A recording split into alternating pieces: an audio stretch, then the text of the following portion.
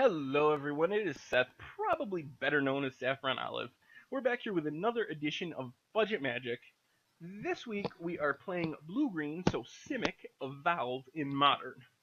As you can see, comes in at just over 27 ticks online, just over $72 on paper.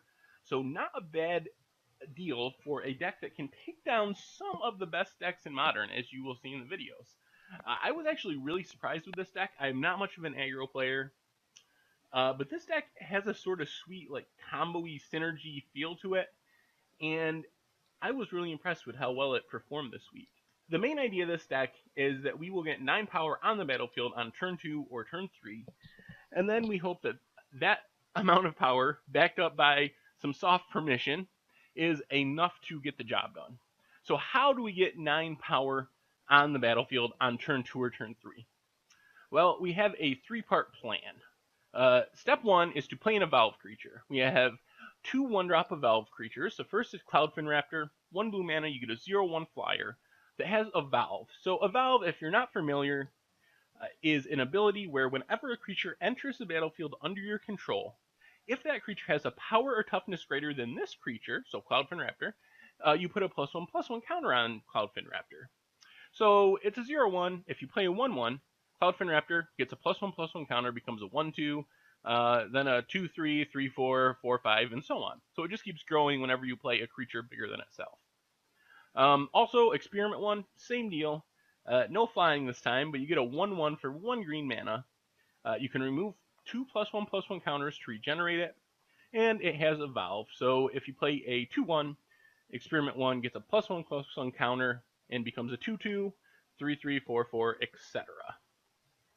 So step 1 is to play one of these creatures on turn 1. That's an important part of our plan. Step 2 is we play an Undying Creature on turn 2. We have 4 copies of Young Wolf. Young Wolf is a 1/1 for 1 green, no Evolve this time, but instead Undying. So whenever this creature dies, if it had no +1/+1 counter on it, you return to the battlefield under its owner's control with a +1/+1 counter on it. So Young Wolf, you play it, it chump blocks, it comes back as a 2/2. Stranglerootgeist, our other Undying creature, is a 2/1 with haste for 2 green mana, also has Undying, so when it dies, it comes back as a 3/2 with haste. So step 1, play an Evolve 1-drop. Step 2, play a Young Wolf or a Stranglerootgeist, an Undying creature. Step 3, we have 8 copies of Pongify, basically, between Pongify and Rapid Hybridization. These are the key piece to this deck. It seems so funny, but Pongify and also Rapid Hybridization, which is a functional reprint, is an instant for 1 blue mana that says destroy target creature. It can't be regenerated. Its controller puts a 3/3 green ape creature onto the battlefield. Hybridization, same thing, except it puts a 3/3 green frog lizard creature onto the battlefield. So basically we have 8 copies of this effect. So the ideal curve of this deck is to play Cloudfin Raptor on turn 1. On turn 2, say we play a Young Wolf, and we have 1 mana left over, we can use the Pongify to hit our own Young Wolf, which this process will evolve the Cloudfin Raptor all the way up to a 3/4. Our Young Wolf will come back from the graveyard as a 2/2, and we get the Pongify token, which is a 3/3. So that's 8 power on turn 2. With that combination of cards. Also works with Experiment 1 in place of the Cloudfin Raptor. Stranglerootgeist is almost the same thing. We play it on turn 2, so we don't have the mana up for our Pongifies or Hybridizations, but on turn 3, we can Pongify or Hybridization our Stranglerootgeist. It comes back with haste as a 3/2, so we still get to attack, does the same Evolve trick, and also leaves behind the token. So that is the main concept of this deck, are those 3 parts: Evolve creature, Undying creature, Pongify / Hybridization effects. That's how we get all that power so quickly. The rest of the deck, we have 2 copies of Boomsater. This is kind of a funny one. Doesn't seem like a typical card you play in Modern. We have it for 2 reasons. First of all, as you will see when we talk about the rest of our spells, we have all instants, soft permission, some counter spells, some bounce spells, things that we want to play on our opponent's turn. So Boomsater is something we can play if we leave up counter magic and don't have to cast a counter spell. We can flash this in at the end of our opponent's turn. Also, as you will see, our tokens are 3/3s. Strangleroot Geist comes in as a 3/2. So with Experiment 1 and Cloudfin Raptor, we can quite easily evolve them up to 3 power. But we have a hard time getting that next power added on. Because remember, with Evolve, you got to play a creature that has a power or toughness higher than the creature. So once Cloudfin Raptor's a 3/4 or Experiment 1's a 3/3, our normal tricks of Pongify and Strangleroot Geist don't get the job done anymore. Boomsatter, you get 4 power, so that gives another Evolve trigger, even after we've already gotten up to 3/3s or 3/4s with our Evolve creatures. So that's why Boonsatter's in the deck. The rest of the deck, we have 4 Gitaxian Probes. I know this one's a bit expensive. It adds almost $14 to the cost. It is good. It is, but it is also filler. It's a free way to cycle. Get a look at our opponent's hand. If you need to cut some more money from the deck, you could cut Probe, but if you have them, they're worth playing in the slot. I've been pleasantly surprised with how good they are in this deck, just to be able to see what we're playing around, be able to see Anger of the Gods, for example, post board is a really rough one for our deck. To be able to know if our opponent has that can allow us to play around it a lot better. Because remember, Anger of the Gods exiles, so our Undying abilities don't do much against it. Anyway, Gitaxian Probe, we talked about the Pongify and Hybridization. 4 copies of Vapor Snag. This is basically the tempo play. So we get our 8 or 9 power on the board on turn 2 or turn 3. Our opponent has a Goyf out. It doesn't work with Geist of St. Traff, obviously, because it has hexproof. But it has a Goyf out or a Scavenging Ooze or something along those lines. Vapor Snag is a way to bounce it back to our opponent's hand and get in for a whole bunch of damage. And sometimes just that tempo swing is also enough. Also on turn 3, we can Vapor Snag, plus leave up our counter magic, which is 4 copies of Mana Leak, and also 3 copies of Remand. So we can further tempo out, we can bounce the Goyf, Remand it on the way back down, and that gives us usually another whole turn of attacking. Finally, the Miserly become immense.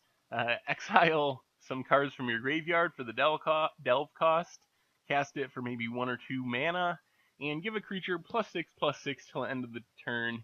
It doesn't come off often, but when it does come up, it's often game winning. So it's definitely worth the slot. The mana base is a little problematic. This is the best I could do with keeping it under budget. Part of the trouble is we really want to be able to cast a blue 1-drop into a double green 2-drop. That's an important part of the deck. So we really need dual lands.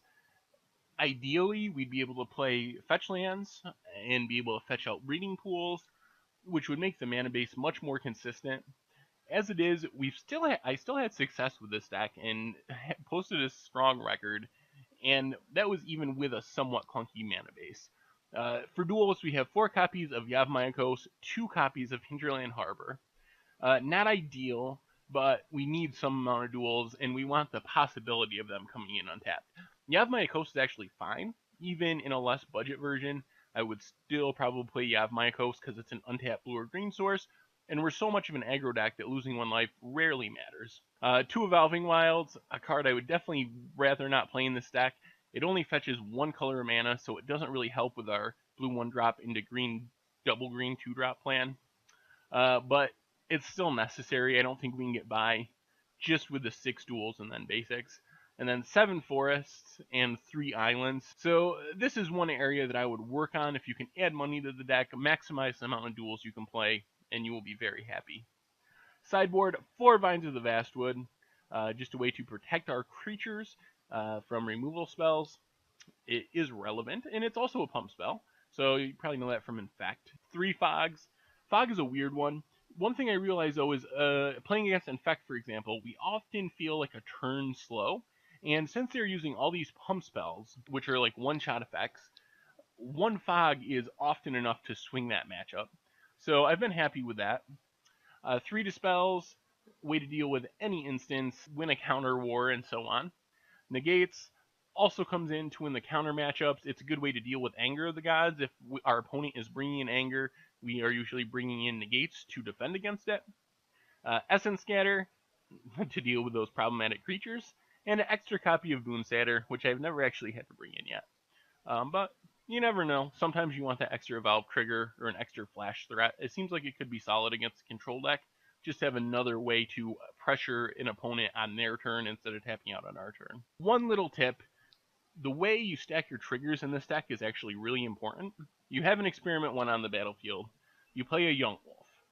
Your plan is to Pongify the Young Wolf, get the Evolve triggers on the Experiment 1.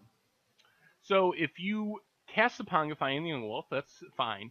You need to stack the triggers so the token from Pongify comes in after the Young Wolf's Undying ability. So you're going to want to put the Young Wolf's Undying trigger on top of the Pongify trigger, because if Young Wolf becomes a 2/2 from the 3/3 Pongify token, then Young Wolf coming back into play as a 2/2 isn't going to evolve Experiment 1 to a 3/3.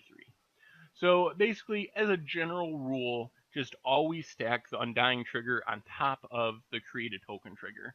And that way you're safe. I don't think there's any way stacking it this way can come back to bite you. Like sometimes it's not necessary, but I don't think it's ever a bad thing to get in the habit of having the smaller creature, which is always the Undying creature, come into play before this 3/3 token. Anyway, like I said, had some success with this deck.